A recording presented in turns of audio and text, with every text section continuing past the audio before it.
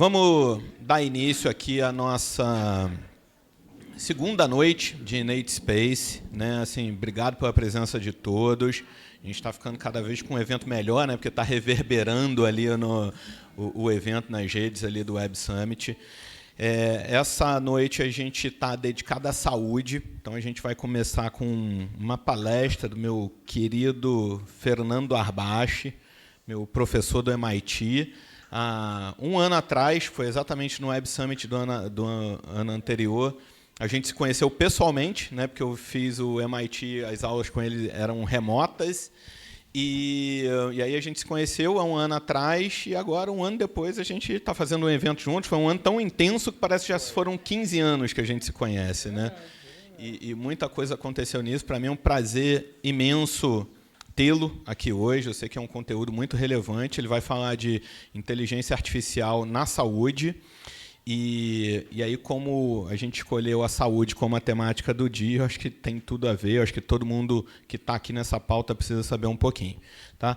Não vou demorar mais, porque a gente está sempre atrasando o nosso início, porque a galera tem dificuldade de sair do Web Summit para cá. Então, a gente já está bem atrasado na nossa pauta. Então, Fernando, tenha o prazer de entrar aqui na nossa atmosfera do Innate Space e dar teu show aí, que eu sei que vale a pena. Tá? Então, eu vou ficar aqui do lado para interromper quando preciso. E aí vou te dar uma dica já de quem esteve aqui desse lado várias vezes. Daqui a pouco você vê um burburinho lá atrás, se bem que eu acho que o burburinho agora vai começar na frente, tá? Que aí a Camila falando que o tempo acabou, alguma coisa assim. É isso. Se você vê movimentações estranhas, ou é o ar-condicionado ou é o tempo. Aí a gente bate uma bola sobre isso, tá? Pode achar, mas eu sou bem desobediente, né? Não, mas aí a Larissa corta o som. Você vai fazer isso comigo, Larissa? Tá bom. Rapaz, deixa comigo. Bom, boa noite a todos, espero que vocês estejam super bem. Deixa eu falar brevemente a meu respeito o que eu fiz e por que eu trabalho com isso. Eu trabalho com a área de ciências de dados. Eu estava falando aqui com o pessoal, eu tenho 59 anos, eu trabalho com ciência de dados há mais de 30 anos e com IA também há quase 30 anos. Mas IA é tão antigo assim? IA foi criada pelo Alan Turing, os primeiros modelos, em 1950, com aquele artigo famosíssimo que chama o jogo da imitação. Né? Então, e a IA ela foi muito bem retratada, maravilhosamente bem retratada, pelo Kubrick e o C. Clarke, em 1969, com HAL 9000, no filme 2001, Odisseia do Espaço. Então, a gente já tem um conceito de IA há muitos anos. É que a gente realmente não tinha entendido o conceito da IA. Né? Agora é que a gente está começando a entender. A gente já trabalha com isso há muitos anos, já entende a importância de IA há muitos anos. Em 2004, eu comecei a desenvolver, junto com o pessoal da IBM, o Watson, né, que só trabalhava com machine learning, não trabalhava ainda com os outros datasets de deep learning. Então, tenho uma experiência grande na modelagem, na construção de IA propriamente dita. Eu participo de vários times globais na área de construção de IA. A gente foi convidado agora recentemente para construir um laboratório de IA dentro de uma universidade canadense, no University of Ottawa. Né? E o meu mundo é esse, né? Dados e IA e tentar entender como é que funciona tudo isso. E, por incrível que pareça, o conceito e a concepção da IA ele começou, não agora, não foi com Alan Turing. O conceito e a concepção da IA ele começou com 2000 anos antes de Cristo, na realidade, né? Quando a gente começou a se comunicar mais e foi fortalecido por Sócrates, Platão e Aristóteles nessa sequência exata, porque, na realidade, a IA se trata de uma coisa que não tem nada a ver com o que se fala hoje em dia nesse mundo hype. Se trata de comunicação. Tanto é que todos os elementos que mais sustentam a IA, eles vão falar de uma coisa muito simples. Large Language Model, Small Language Model e programação de linguagem natural. Tudo que sai da IA fala a respeito de linguagem. Tá? Então, não fala a respeito de processamento, tecnologia, isso tudo é meio. O que importa aqui é a linguagem. O que nos torna diferente, nós, aqui, em relação a todo o resto, é a nossa capacidade de comunicação, ou a falta dela. Casamentos são interrompidos, amizades são desfeitas, guerras são começadas pela falta de comunicação. Então, a comunicação é o elemento-chave da IA. Esse é o ponto-chave. Todo mundo concorda comigo que a comunicação é o elemento-chave do ser humano? Muito bem. E a falta dela é o elemento-chave que desune o ser humano?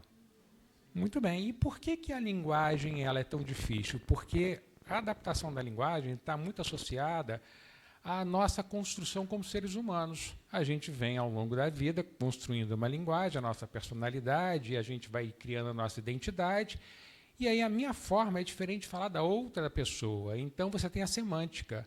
E isso é um negócio complicado, né? Porque quando a gente fala alguma coisa, a pessoa entende de outra e gera desentendimento. A IA está aqui para isso, para nos ajudar a comunicar melhor, para ajudar a gente a entender melhor o que as pessoas falam. Dali você pode tirar uma série de elementos, tudo que você possa imaginar, porque nós nos desenvolvemos, chegamos até aqui por meio da comunicação, não é verdade? Tira a comunicação. A humanidade fale, ela deixa de existir. Né? Então, nós estamos aqui por causa da comunicação. E a IA ela veio para cá para trabalhar a comunicação. Então, vou tirar o primeiro grande mito que existe. Venda de prompt. Quem fala em vender prompt está sendo oportunista e quem compra está se julgando como analfabeto. Porque prompt é comunicação. Se eu estou comprando o prompt, eu estou comprando uma forma de outro falar o que eu quero, que não é verdade. Eu tenho que falar o que eu quero. Então, a primeira coisa que eu tenho que saber é comunicar. Muitas empresas que a gente entrou para fazer, implementar IA, a gente indicou curso de oratória. Não tem nada a ver com IA. Tem tudo a ver com IA. Oratória, saiba falar, saiba se comunicar. E a gente pega na área da saúde, primeiro elemento que faz quando você começa a investigar um ser humano é o quê? Anamnese. O que a anamnese é? Comunicação. Você vê uma pessoa falando sobre ela. Ela vai falar que ela tem uma dor de cabeça, Agora, veja bem, aquela pessoa, e isso a gente trabalha com várias comunidades que estão ao lado de grandes barragens de mineradoras que sofrem riscos gigantescos, por favor, que sofrem riscos gigantescos de vida, né? E essas pessoas não sabem falar e nem sabem aprender o que é risco.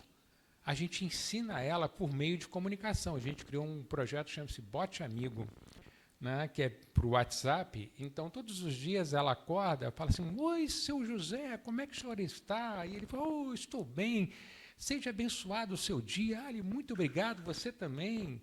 Isso chama-se teste de Turing, que é você fazer com que a máquina fale como ser humano e acolhe as pessoas. E quando acontece alguma coisa, o bot começa a falar assim, olha, seu José, é melhor o senhor ir para cá, para lá, orienta a pessoa a fazer. Em um evento que teve, nós reduzimos 90% os problemas associados ao rompimento de uma pequena barragem. 90%. Por quê? Porque as pessoas com limitação de entendimento seguiram toda a forma no qual o bot falava. Tá? Perceberam isso? Então, esse é o ponto-chave. E o que acontece? Nós temos o que nos limita. O que nos limita hoje? Descobrir doenças. Qual é o limitador de descobrir doenças? Qual que é o maior limitador? Todos os remédios para qualquer doença já existem. O que falta? Correlacionar os elementos certos, não é verdade? É você entender quais são os fatores de risco que geram aquela doença. E o que a gente começou a fazer? Nós criamos uma empresa que chama-se Let Me Trial. Essa empresa ela é uma empresa de estudos clínicos. Ela é uma empresa focada em estudos clínicos. Qual que é o grande... Como que a gente começou essa empresa? Nós temos várias pessoas com câncer. Várias delas já existem alguns tratamentos e muitas delas não têm tratamento. Qual é o grande ponto que conecta a gente às indústrias farmacêuticas? É entender se essa pessoa tem todos os indícios necessários para algum tipo de estudo que está sendo feito para uma indústria farmacêutica. Isso é muito complexo, porque o que acontece? Para você obter essas informações, você precisa muito mais do que os exames. Você precisa entender o que está acontecendo com a pessoa e correlacionar milhões de dados em uma velocidade incrível, antecipando, evitando com que essa pessoa seja medicada e comece a atrapalhar todo o processo de investigação. Tá? Então, a gente precisa ser muito ágil. E a gente está estendendo isso para todas as doenças. Então, a grande ideia é, e tem um detalhe muito interessante, uma doença ela é causada só pelos fatores genéticos ou fisiológicos? Claro que não. As doenças elas são geradas por diversos fatores no qual a gente nem conhece. É o sol em excesso, é a falta dele, é o estresse. Pense o seguinte, alguém que mora em São Paulo pega todo dia 23 e alguém que mora numa chácara. Quem vive melhor? Então, você tem fatores externos, fatores que não são mapeados, e esses fatores, em geral, chamam-se dados não estruturados. O que é um dado não estruturado? O dado estruturado é aquele linear, aquele simples que eu conheço. 1 mais 1 é igual a 2, isso é um dado estruturado. A matemática ela não tem exceção. 1 mais 1 sempre vai ser igual a 2. Porém, existe uma coisa seguinte. Quando eu misturo a matemática com o negócio, ou matemática com a pessoa, aquela interseção, como é que chama? Alguém sabe o nome daquela interseção? Pessoas em matemática? Quem sabe qual é o nome disso? Todo mundo sabe o nome disso, mas ninguém está conseguindo correlacionar. Estatística. Estatística. O que é estatística? É uma probabilidade, é uma matemática que tem exceção. O que nós somos? Vou fazer uma pergunta aqui, vocês vão me lembrar, vão dizer, obviamente, quem quiser responder, né? Quem já chegou no limite do cartão de crédito, né? Chegou lá no limite, acabou. Tem um limite emergencial. Aí entrou no shopping, viu uma bobagem que não precisa e gastou dinheiro com aquele limite emergencial, com uma coisa que nunca vai usar. Quem já fez isso? Maravilha. Isso é lógico? Não, isso é ilógico. Isso não tem lógica nenhuma. Isso não tem lógica nenhuma. Como é que, imagina uma máquina vai fazer isso? Não, jamais, porque a máquina é lógica. O que nos torna diferente da máquina? Muitas pessoas perguntam o seguinte, a IA vai dominar o mundo? Não, de maneira alguma, nunca. Porque a IA não tem uma coisa, sentimentos. Sentimentos traz a vaidade. Por que um homem quer ser líder e ditador? Ou a mulher quer ser líder e ditador? Porque tem vaidade, tem ego. A máquina não, ela obedece a gente. Então, o que a máquina faz? Ela segue uma sequência de comandos, mesmo a IA. Tá? Então, o que acontece? Nós somos ilógicos. E os fatores que levam a gente a uma doença não necessariamente são lógicos. Eles são ilógicos. São ilógicos. Muitas pessoas, em tese, que ficam muito tristes, tendem a pegar câncer. Isso é o quê? Isso não é determinístico? Não, isso é uma probabilidade. Isso é uma teoria. E como é que a gente prova isso? Pegando os dados não estruturados e transformando eles em estruturados. Então, a gente vai pegar, por exemplo, vamos pegar aqui 2 exemplos simples de dados não estruturados em que a gente consegue estruturar. Se eu virar aqui no Rio e falar o seguinte, vou te dar uma bolacha, o que vocês vão entender? Vai tomar um tapa na cara. Se eu falar, então, assim, vou te dar um biscoito, vocês vão entender? Muito bem. Ambos, tecnicamente, são a mesma coisa.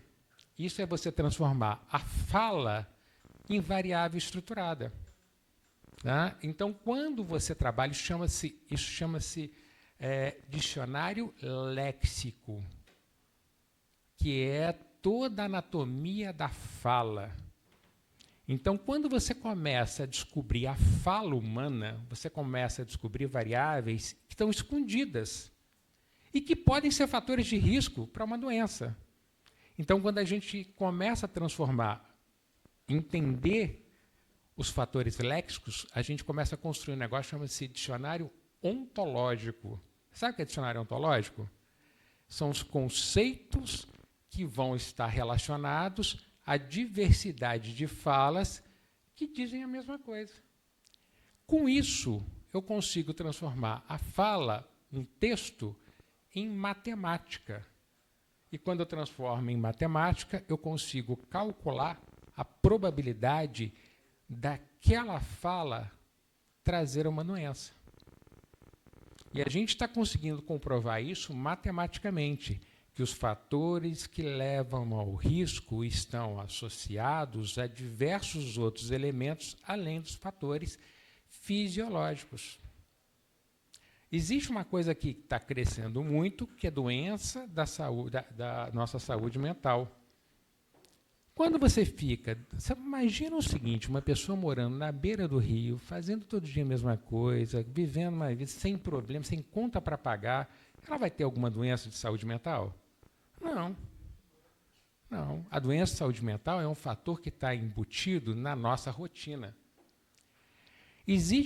A gente fez um estudo agora, esse estudo foi eu que criei também, que chama-se Ruptura, que é o seguinte: você tem todas as concepções cognitivas e comportamentais dos sujeitos dentro do trabalho. E tem todas as funções cognitivas e comportamentais da pessoa dentro da casa. Quando você analisa a pessoa no trabalho e na casa, isso a gente trabalha puramente por IA, por perguntas desestruturadas que vão sendo construídas de acordo com o que a pessoa vai discutindo com a IA. Se você tem uma personalidade no trabalho e outra em casa, você tem o que é chamado de ruptura.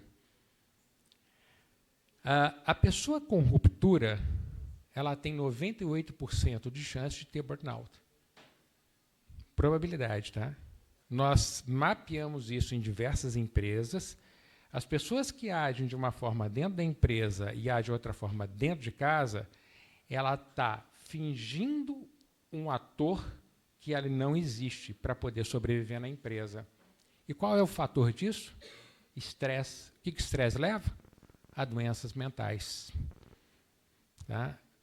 Ou seja, quando que a ciência linear ia chegar a esse resultado? Jamais. E como é que a gente consegue chegar? Por meio da comunicação. E qual comunicação? Pela IA. Por que a gente não consegue fazer isso como ser humano? Porque é muito difícil você estar conversando com uma pessoa, analisar a fala dela, chegar em 500 milissegundos, uma conclusão de o que aquela fala dela significa. É isso que a gente faz. Né? Então, a IA ela pode ser um grande elemento que vai ajudar a saúde mental e fisiológica das pessoas, a partir do momento em que a gente comece a adotar de forma correta a IA. Tá? Eu vou falar uma coisa para vocês, alguns elementos muito importantes que são fatos. Primeiro, o mundo não está preparado para adotar IA, mas, independente disso, a IA está entrando no mundo. Tá? Independente das pessoas quererem ou não, a IA está entrando no mundo. E a gente não está percebendo. Thomas Edison, quando criou a eletricidade, foi criticado ao extremo. Imagina, o cara está louco, maluco, esse negócio de eletricidade que não vai dar em nada. Alguém aqui se pergunta para que serve a eletricidade?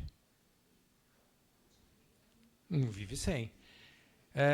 Eu comecei a trabalhar com internet quando chamava Electronic Data Interchange. Né? Vocês nem sabem o que é isso, né? Pois é. Era antes da ARPANET, né? Depois veio a ARPANET, depois veio a internet. Ou seja, eu comecei quando o negócio assim era surreal. A gente trabalhava em computadores que não tinham tela. Era cartão perfurado, né? E a gente chamava IBM 1130. Você tinha um aparelho que para a gente era extremamente moderno, que era organizador de cartão. A gente trabalhava com isso.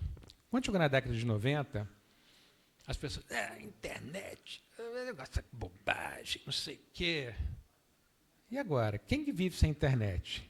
Vamos fazer um teste simples. Quem já parou no sinal ou no farol, né, dependendo de como vocês chamam, surge uma pessoa com QR Code pedindo esmola e falando assim, eu tenho Pix. É o Pix aqui, né? Você fala o seguinte para ela, pergunta para ela assim, você sabe o que é internet? Sei.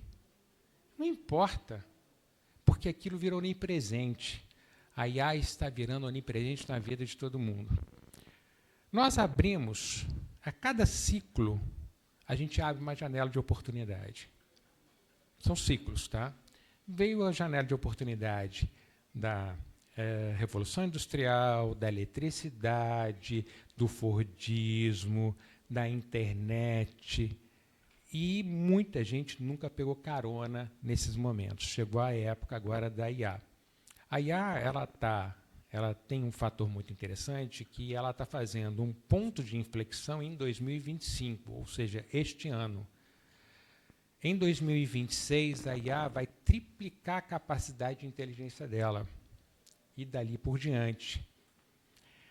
Vocês podem escolher duas coisas, ou ser protagonista, ou ser apenas um usuário. Um artigo que eu escrevi para os Estados Unidos, a Camila não vai gostar, né, mas preciso falar isso.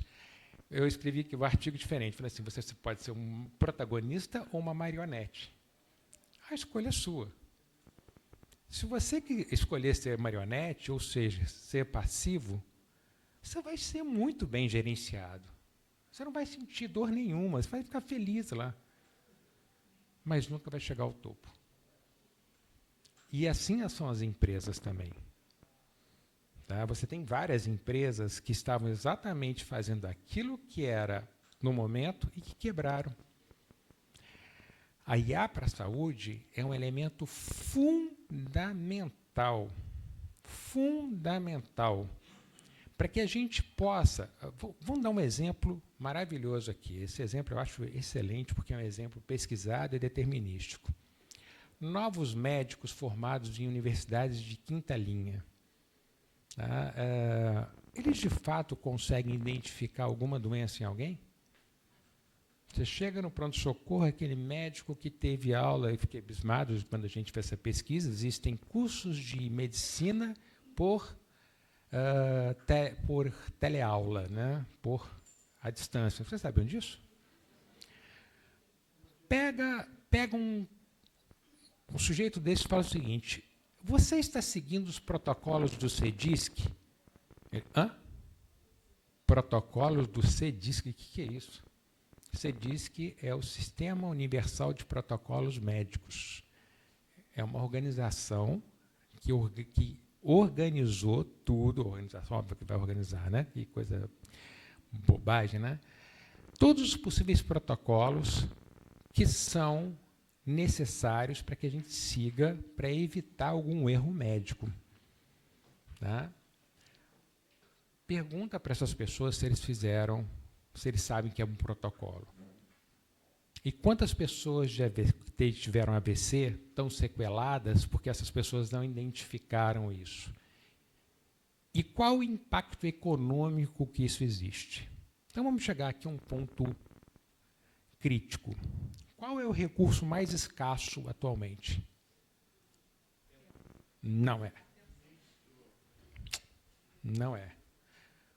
O tempo sempre vai continuar existindo. Ele é escasso, mas contínuo. Tanto é que o tempo pode ser uma dimensão. Seres humanos. Esse é o elemento mais escasso. Seres humanos, somos nós estamos em rota de extinção. Em 2082, o número de pessoas que morrem vão ser maior que o número de pessoas que nascem. No ano de 6.000, vão haver apenas 400 milhões de pessoas com média de 200 anos no planeta Terra. Nós estamos em extinção. Isso é um fato. Qual a probabilidade disso mudar? Nenhuma. Vamos testar aqui? Quem tem filho? Quem tem 1? Quem tem 2? Quem tem 3? Só eu habito a Terra, né? Você também, né? Para que você mantenha a população da Terra, você precisa ter 2,1 filhos por mulher. Inclusive, eu falei exatamente essa frase em um grupo, as pessoas ficaram bravas. Não, você não está respeitando a mulher. Eu falei assim, eu não estou falando da mulher, estou falando de uma estatística, de um elemento determinístico. Porque, infelizmente, a gente não consegue fazer o homem ficar grávido ainda, né? Então, nem consegue fazer clonagem. As pessoas não querem ter mais filhos. E qual é a consequência? Para que a gente mude isso, nós precisaríamos de mais ou menos 100 anos sequenciais onde a fecundidade fosse 4. Quando isso vai acontecer? Nunca. Então, nós estamos em extinção. Vocês sabiam disso? Pois é. Essa é a realidade que ninguém fala. Por que ninguém fala? Porque é chato falar. Vou falar outra realidade aqui. Matemática, tá? Que contraria tudo. Se você vai reduzir o número de pessoas na Terra, o que vai acontecer com o consumo de comida? Vai reduzir. Consumo de plástico? Vai reduzir. Consumo de carro? Emissão de carbono? As áreas de produção agrícolas vão virar o quê? Maravilha. O que vai acontecer com a temperatura da Terra? Não foi eu que disse, foram vocês que falaram. Reparem bem, o que é a IA?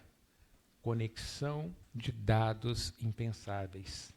Relação de informações no qual a gente não consegue concretizar porque nós somos humanos e limitados para pensar. A IA é um grande sistema que relaciona dados. Se a gente quiser saber o que as pessoas pensam, o que elas sentem, ou como é que a gente vai manter a sanidade em um futuro em que nós vamos ser extintos, depende da nossa capacidade de achar soluções para a saúde humana. Sem a saúde humana, a gente vai extinguir com maior velocidade a população. Então, a gente está com um dilema. Ou a gente melhora a saúde, ou a gente vai ser extinto mais rapidamente. Não existe outro caminho. Parece fatalista, né? Parece fatalista, mas é a realidade. São dados. Eu sou um cientista de dados. Como cientista de dados, eu não posso falar coisas que não sejam analisadas, simuladas e estruturadas. Então, o que nós temos que pensar? É fundamental nós começarmos a entender a IA como uma ferramenta, um meio no qual descobrem coisas, dentre elas a saúde humana. Isso dentro das organizações, tá? Dentro das empresas. A gente pega as empresas, uma coisa curiosíssima, tem duas coisas curiosas que eu noto assim, que eu não consigo falar para a grande mídia porque ela não vai aceitar. A primeira é que todas as empresas falam que as pessoas que trabalham nelas são, aqui todo mundo é feliz. As empresas, em geral, têm altos índices de pessoas com algum tipo de doença de saúde mental. Nós temos no Brasil hoje a maior taxa de crescimento, não o maior número, a maior taxa de crescimento de suicídio do mundo. Então, nós não somos felizes. Nós estamos em 56º lugar em nível de felicidade no planeta, no Brasil. Nós, hoje, estamos em 50º lugar em nível de inovação. Nós estamos de 86º em PISA, ou seja, nossa população não sabe ciência, não sabe interpretar matemática e não sabe interpretar um texto. Nós temos problemas seríssimos em termos de credibilidade de organização. Então, nós precisamos, isso é um fato, parar de acreditar em Coelhinho da Páscoa e Papai Noel e começar a olhar de verdade quais são os dados que estão sendo colocados para a gente na nossa vida. Nós estamos literalmente entortando o que não é real. E a saúde humana no Brasil, ela está sendo... Eu trabalhei em um hospital que chama Mário Covas, em São Paulo, né, que é o maior hospital hoje, o maior hospital público, um dos maiores que fica no ABC, milhares de pessoas sendo atendidas, o número de erros médicos de uma forma absolutamente gritante, gigante. Foi indicado, mostrado que os erros médicos acontecem por falta de uma análise clínica um pouquinho mais apurada ou menos errônea. Qual foi a atitude desse hospital e dos diretores dela? Nenhuma. Está bom do jeito que está e vamos continuar do jeito que está. Então, nós temos que tomar atitude. Se nós queremos mudar o mundo, nós temos que entender o propósito de cada uma das coisas que nós falamos e fazemos. E a gente tem que tomar a seguinte decisão. Eu quero fazer isso? Isso vai me tirar muito da zona de conforto? Vai. Então, não quero fazer. Ok. Maravilha, é uma decisão individual. Eu quero fazer isso? Quero, mas tem que fazer de verdade. Tá? Então, o que acontece? Nós estamos hoje focados muito na IA. Obviamente, a gente trabalha para grandes mineradoras, nós trabalhamos para grandes hospitais, estamos começando a trabalhar muito com a área de indústria farmacêutica, mas sempre tentando humanizar a IA. Tá? Então, a gente está... O que é a humanização da IA? É fazendo com que a IA não tenha viés. Porque todas as IAs que vocês conhecem, OpenAI, Copilot, todas foram desenvolvidas, modeladas e treinadas por quem? Por homens brancos californianos. Vocês têm dúvida que essas IAs estão lotadas de viés? Vocês têm dúvida que essas IAs estão consumidas de preconceito? Mas é óbvio que estão. É óbvio porque esse sujeito que está dentro do Google criando o Gemini, ele não tem noção do que acontece dentro da favela da Rocinha. Como é que ele vai fazer uma análise aqui? Como é que ele vai treinar o machine learning dele, você nem sabe que existe Rocinha. Fala, tem a Rocinha aqui, mas o que é isso?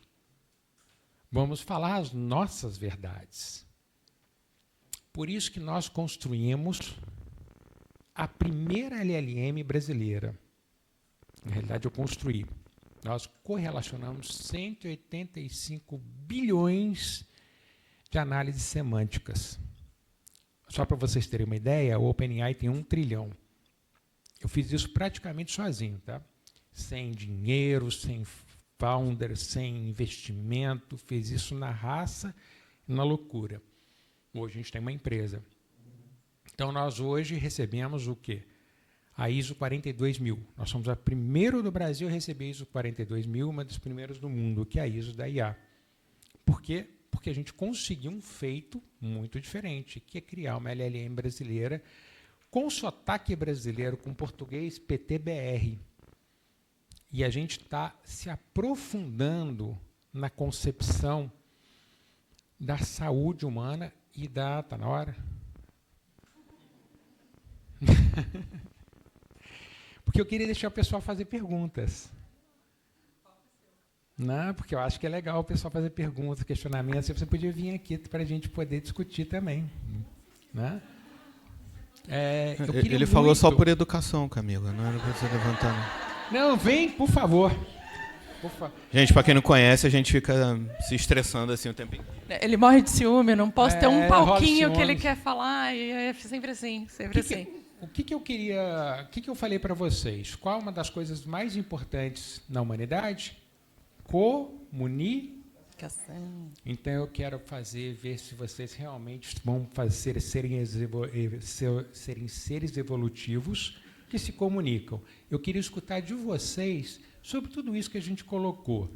Eu queria ver de vocês percepções claras, concretas e tem uma coisa que é muito importante, críticas.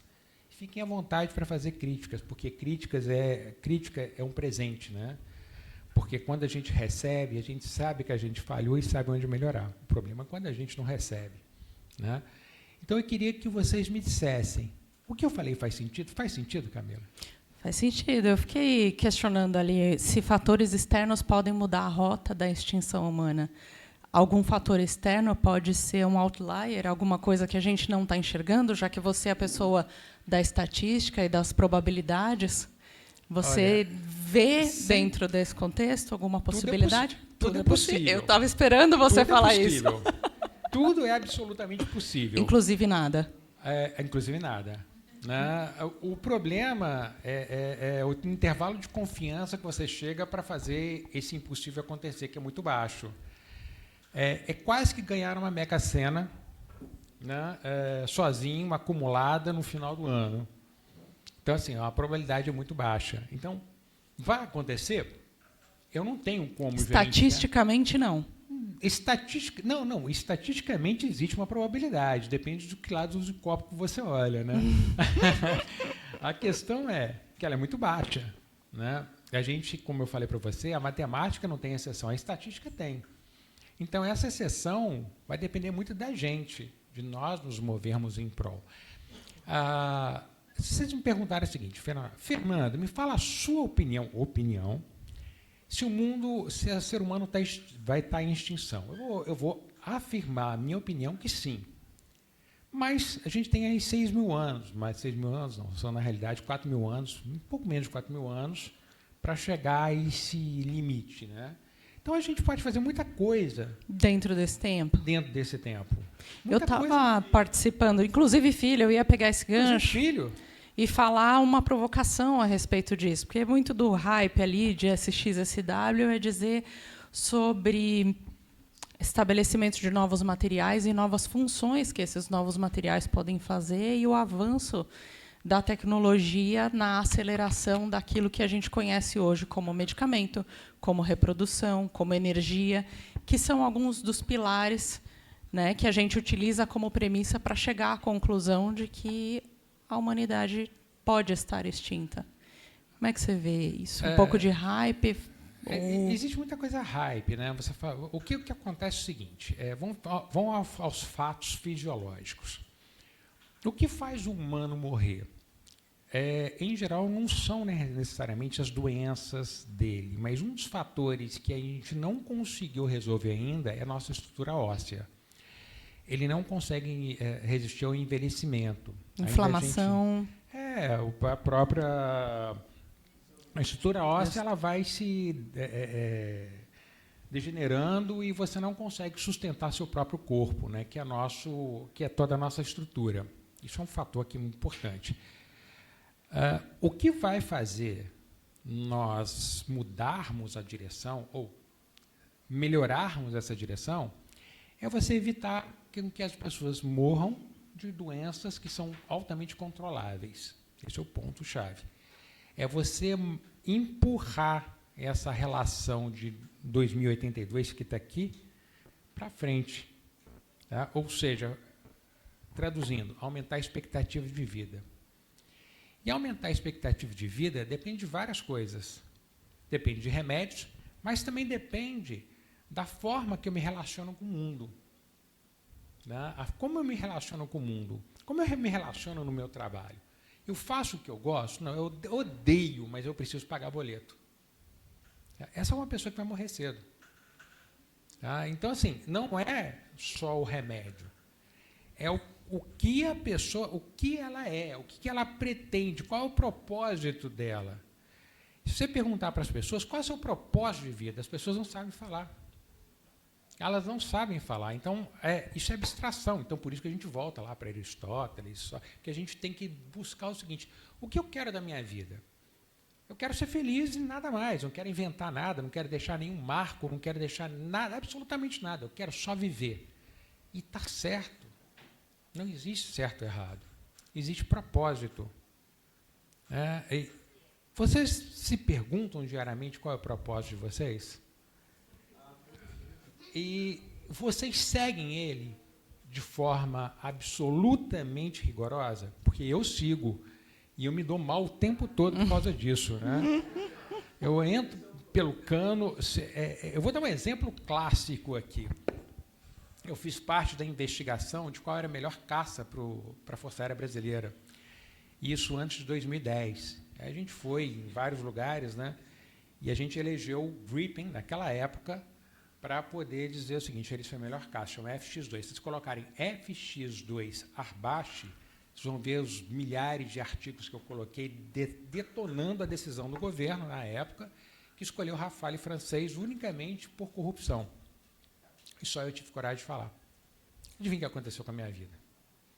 Ficou um lixo, ficou uma porcaria. Né? Ficou... Putz, fui perseguido, sofri ameaça de morte. Aí, em 2011, eu estava sem dinheiro, peguei um avião, fui para os Estados Unidos, sem falar nada de inglês, bati na porta do MIT e falei assim, olha, eu sou a solução para vocês. Sabe o que o MIT fez? Me contratou. Então, está dentro do seu propósito. Uma porta fecha, mas outra abre. Mas se não abrir, arromba. A questão é você ficar infeliz. Né? Esse é o problema. A pessoa é infeliz porque ela quer. Ah, não, eu adoro fotografia, mas isso não dá dinheiro. Porque você não quer. Porque você não quer. É simplesmente assim. Por que algumas pessoas conseguem e outras não? Obstinação, resiliência, desejo, foco. Tá? A menos que alguma coisa te impeça. Vou pegar um gancho seu aqui, perguntar para o pessoal se tem alguma pergunta. Eu sei que o Vinícius sempre tem, então a gente vai começar por ele. Né, Vinícius? Sua pergunta. Não sei se vai deixar eu começar?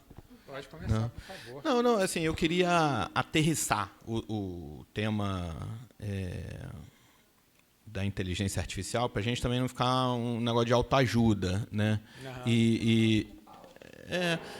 E aí, assim, eu acho que da sua fala, para mim, o que é o grande ponto do negócio, né?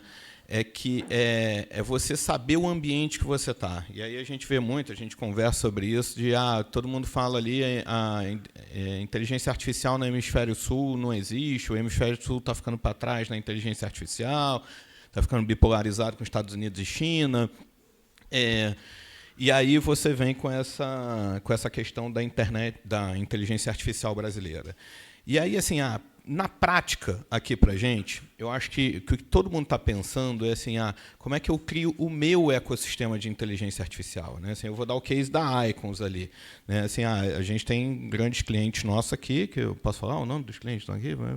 Tá, assim, tem indústria farmacêutica aqui, né? Tem Chiesi, tem Marjan, tem pessoal aqui. Vamos lá, vocês não gostariam que eu pegasse os dados de vocês ali dos programas de PBM e enfiasse no Gemini ou no GPT para gerar análise, né? Então, a gente tem que criar a nossa SLM para que esse dado fique concentrado dentro de um universo controlado. E aí, por isso que a gente tem as certificações ISO 42.000, 27.001, não sei o quê, que cada vez mais a galera está pedindo da gente, porque você quer ter a certeza que o seu dado não está vazando ali. E aí eu acho que é um desses pontos que eu queria focar com você, para a gente aterrissar essa inteligência artificial, principalmente para a galera, porque hoje tem muito essa venda de prompt que você falou, né? E aí todo mundo chega ali com a solução linda e maravilhosa. Mas, assim, você não vai conseguir passar isso no compliance da tua empresa, você não vai conseguir ter o melhor resultado dela, porque ela está usando o mesmo motor que todas as outras usam ali e só está envelopando com uma casca diferente. Então, assim, para a galera que está aqui e precisa entregar na prática, acho que usei a palavra errada, né? Porque você não tem que entregar um projeto de inteligência artificial. Né? Hoje todo mundo está com esse compromisso de entregar um projeto de inteligência artificial, mas é isso, você precisa usar o benefício da inteligência artificial nos teus projetos. Como é que você faz isso de uma forma que você não se expõe e que você não tem esse viés ou tem o seu viés? Né, que é importante a gente saber, a gente estava batendo um papo antes, assim, tem um momento que eu quero que tenha o meu viés e tem momento que eu não quero que tenha o meu viés. Assim, se eu quero escrever um texto para o LinkedIn, eu quero que a minha inteligência artificial tenha o meu viés, eu quero que ele escreva como se fosse eu. Se eu quero fazer a programação desse evento aqui, eu não quero que tenha o meu viés, senão vai ser um evento que só vai ser dirigido para mim, e aí as outras pessoas não vão gostar desse tema.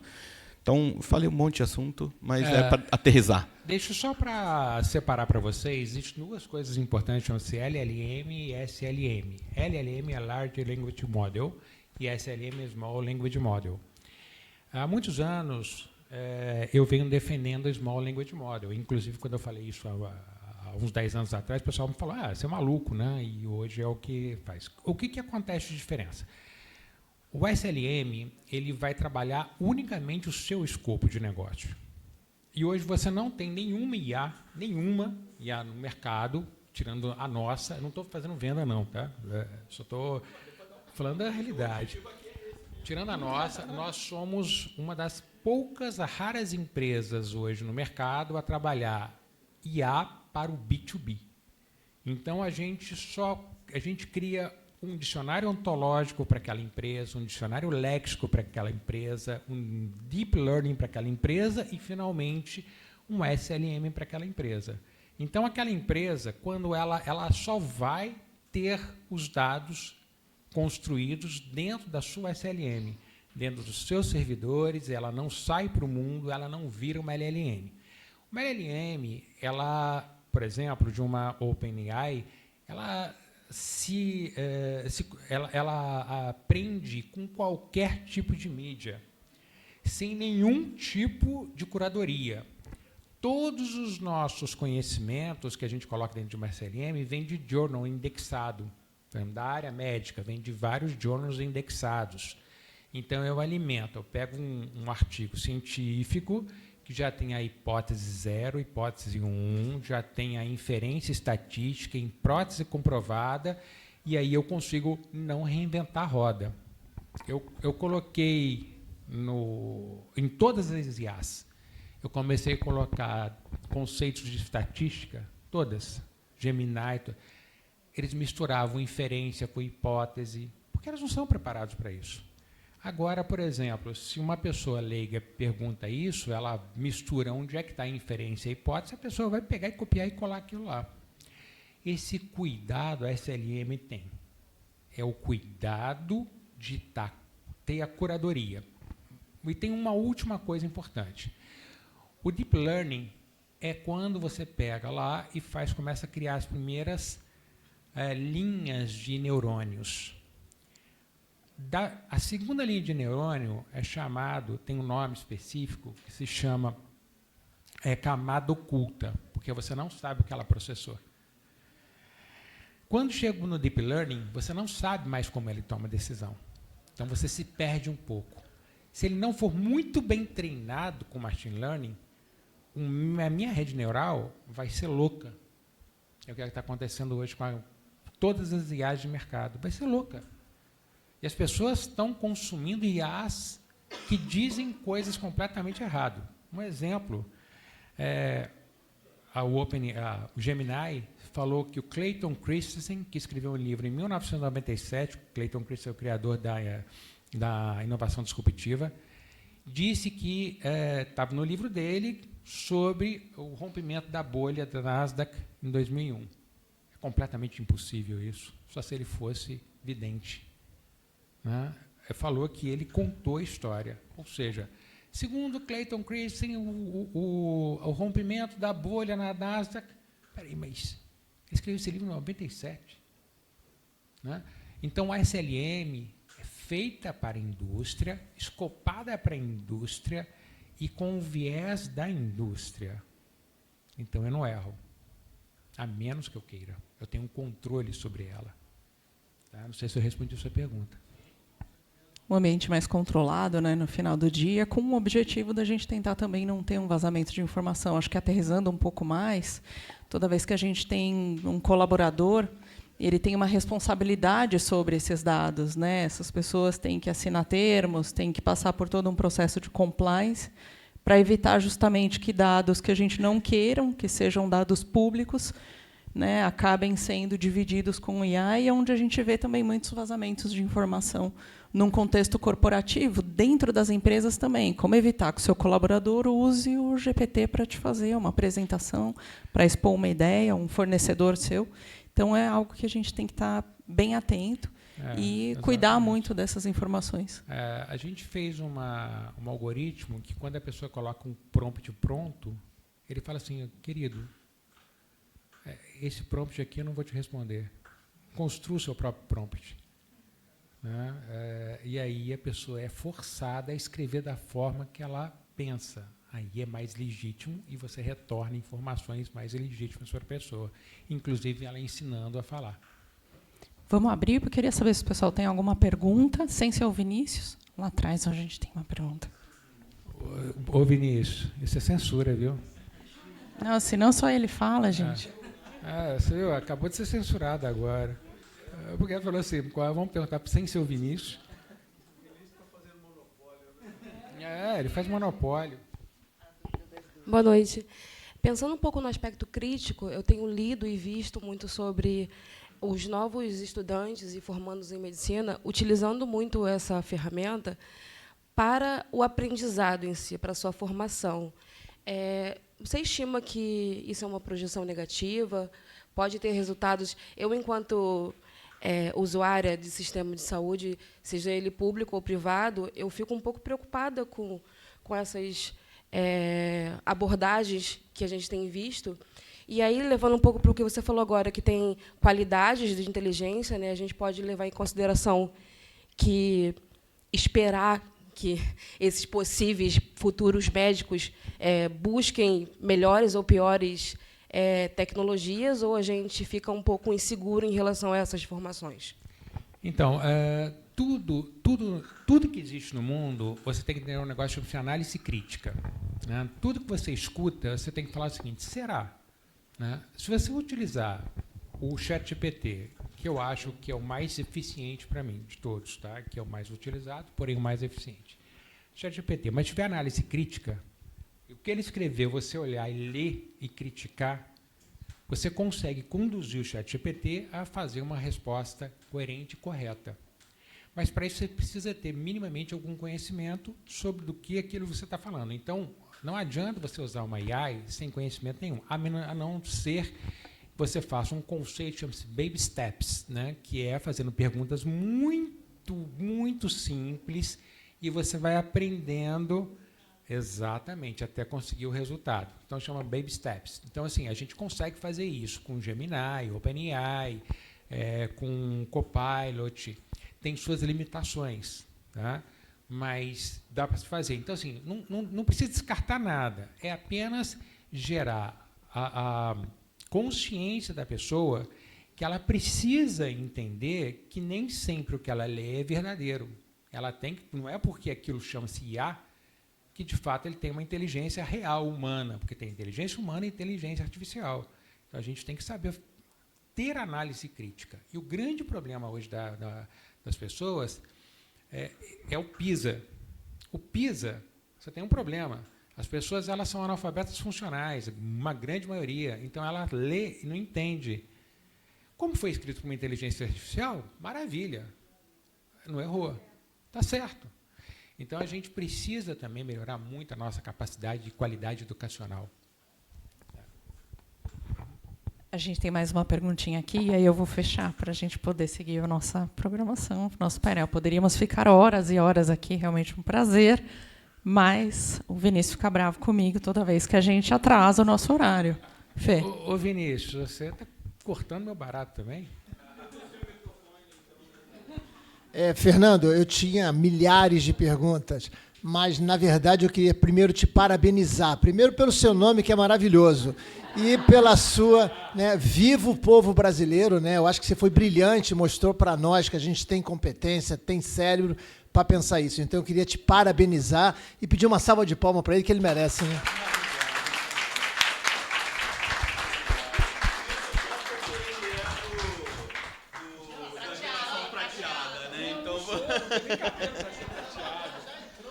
Você estava aqui ontem quando o Fernando falou da geração prateada, né? Tá. Não tá? Pô, então você perdeu. É isso. Mas depois, assim, Larissa me prometeu que está tudo gravado. Ela não me deu ainda. Eu vou ver. Mas assim que os speakers autorizarem, se autorizarem, a gente divulga. Por mim já está autorizadíssimo. Tá. Ale quer fazer uma perguntinha aqui. Da IA chama No Risk. No Risk. Todo Essa- mundo anotando. No Risk. É bem simples, saber o risco. Uhum. É bem óbvio, né? Mas saíram todas as fotos, LinkedIn de Innate, que mais? Icons for You, marcaremos todos os arrobas. Sim. Não é? Queria verdade. te agradecer, um prazer Obrigado. sempre estar na sua companhia, um poder prazer. usufruir do seu conhecimento, ainda que um pouquinho, e a gente está junto aqui para dividir esse palco, uma honra para a gente. Obrigado. Muito obrigada. Querido. Vou dar um abraço no meu aluno também. Gente, Obrigado, gente. Obrigado, viu? 5 minutinhos aí de intervalo, só para se mexer um pouquinho, tomar uma água, e aí a gente volta com um painel Inovação na Saúde Feminina. Ele também mora no meu coração.